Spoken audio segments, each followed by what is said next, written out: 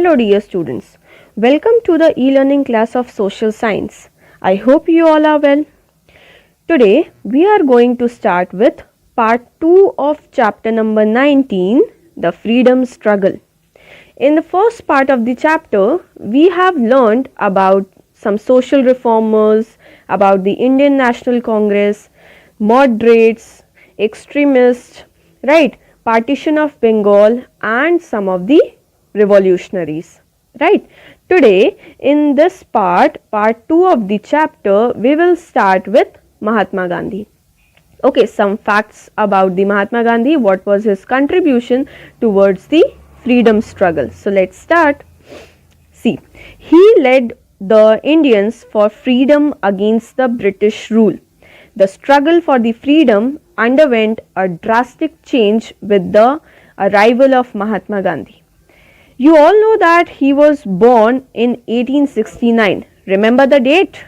Yes, he was born on 2nd October 1869 in Porbandar in Gujarat. Okay. Then he taught Indians to fight the British using the principles of Satyagraha, which was based on truth and non-violence. Gandhiji returned to India from South Africa in 1915 and he led the freedom struggle for next 30 years. Okay, in South Africa, the Gandhiji fought against apartheid using his method of Satyagraha. Now, in the previous chapter, I told you what do you mean by apartheid. Apartheid means the discrimination among the people on the basis of the color of their skin. Okay, in detail I already told you. Yes. So, after coming to India, he was shocked upon seeing the condition of the people. Under Gandhiji, millions of people from different sections of the society joined freedom movement. Okay, peasants means farmers and people from the poor section of the society, they also joined this movement. Gandhiji also fought against the caste system and he tried to abolish the practice of untouchability. Now, what do you mean by abolish? Abolish means to vanish, to finish it off, the practice of untouchability. Now, what do you mean by untouchability?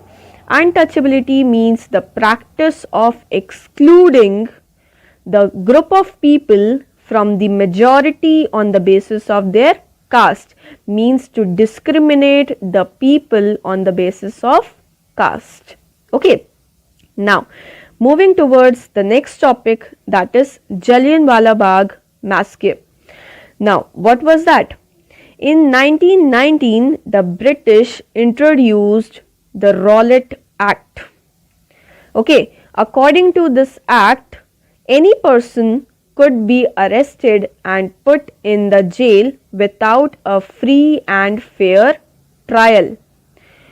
On 10th of April 1919, many Indians assembled for a peaceful meeting to protest against this Lcit Act, which was at Jallianwala Bagh in Amritsar.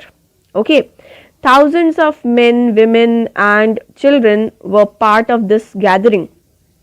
Then what happened? General Dyer, he was an officer of British Army. He blocked the only exit of Jallianwala Bagh and ordered his men to open fire at the crowd.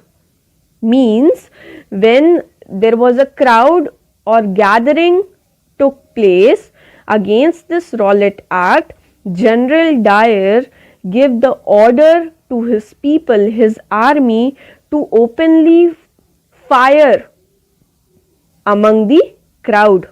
Fire means with the help of bullets and guns.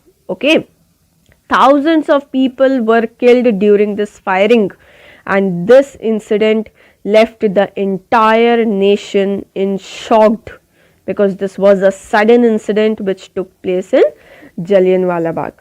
Okay. Now, moving towards the next movement, that is Khilafat movement. Do you know when the First World War took place? Yes, the First World War broke out between a few European countries in 1914. When the war ended in 1919, the countries who lost the war were forced by the winning countries to sign a treaty. Now, what was that treaty? According to this treaty, the losing countries had to give away their territories to the British and also pay money to the countries who won the war. Okay, the British and the Ottoman Empire fought each other in the First World War. The British made the Caliph, the head of the Ottoman Empire, sign this treaty, which took away his all the powers. The Caliph was respected by the Muslims across the world. The actions of the British made the Muslim angry, causing them to organize protest, and they started Khilafat movement. That means to protest, okay, which demanded that the powers of the Caliph should be given back to him. Okay, so this was about the Khilafat movement. Now moving towards the non-cooperation movement. You might have heard about this term. Gandhiji started the non-cooperation movement against the British in 1921. He asked the people not to cooperate with the British government. Okay, people left their jobs, colleges and homes and joined this struggle and refused to cooperate with the British people. Soon the jails were filled with prisoners. Prisoners means the people who are living inside the jail. Okay. However, the protest grew violent, and on one such occasion an angry mob burnt down a police station at Chauri Chaura. Chauri Chaura is a place. Okay. This incident hurt Gandhiji. Why? Because he wanted to gain the freedom in a peaceful manner, and this on this angry moment make the people to burn the police station. Okay, eventually he called off the movement, means he had to drop this movement. Next we are moving towards Simon Commission. Now what was that Simon Commission? You are hearing so many new terms, right?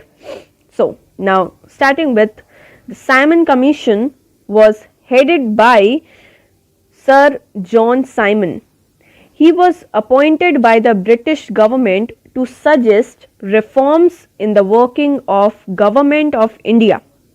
Okay. However, there was not a single Indian member in this commission, which made the Indians very angry, and they greeted the commission with black flags, demonstrations and the slogan which you might have heard before also, Simon, go back. Yes, Lala Lajpat Rai succumbed to the injuries inflicted upon him by the British police officers while participating in one's such protest. Okay. Now moving towards some new leaders. Now who all were the new leaders during this freedom struggle? He was Rajendra Prasad, Sardar Vallabhbhai Patel, Abul Kalam Azad, Sarojini Naidu, Motilal Nehru, Govind Vallabh Pant and Jawaharlal Nehru. Okay. These are the pictures which are shown here. The first one is Sardar Vallabhbhai Patel, second picture is Abul Kalam Azad, third one is Sarojini Naidu and fourth one is Govind Vallabh Pant. Okay. Now moving towards the next movement, that is civil disobedience movement. Now what was that? In 1929, at Lahore, the Congress declared their demand for complete independence, or we can say Purna Swaraj. They demanded for it. Okay. The British introduced a tax on salt production in India. Gandhiji demanded that salt should be produced without any tax for it. So he started the civil disobedience movement in March 1930 with Dandi March. Gandhiji, along with his followers, led a procession from the Sabarmati Ashram in Ahmedabad to Dandi to break the salt law. After reaching Dandi, Gandhiji picked up salt from the sea and broke the salt law. Okay, now next movement is Quit India movement. You might have heard this Bharat Chodo Andolan, right? In 1942, the Congress under the leadership of Gandhiji started Quit India movement. Gandhiji gave the famous slogan that was do or die. He asked the people to fight till the British left our country. The British tried to crush the movement, but they arrested Gandhiji and other leaders. Okay. Now moving towards the next topic, that is about Subhash Chandra Bose and his contribution for the freedom struggle. During the freedom struggle, Subhash Chandra Bose emerged a powerful leader. He formed the Indian National Army in 1943 to fight against the British. The Indian National Army also had a women's regiment known as Rani Jhansi Regiment. Okay, Subhash Chandra Bose gave the famous slogan. In English, it is known as "Give me blood and I will give you freedom," and Jai Hind. So now finally India wins freedom.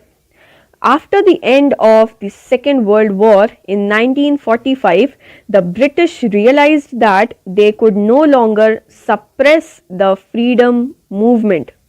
That is, now they cannot rule over the Indian people more. So they agreed to leave India and transfer the power of the government to the Indians. However, this led to the division of the country into two parts, that is India and Pakistan. Finally, India became independent on August 15th, 1947.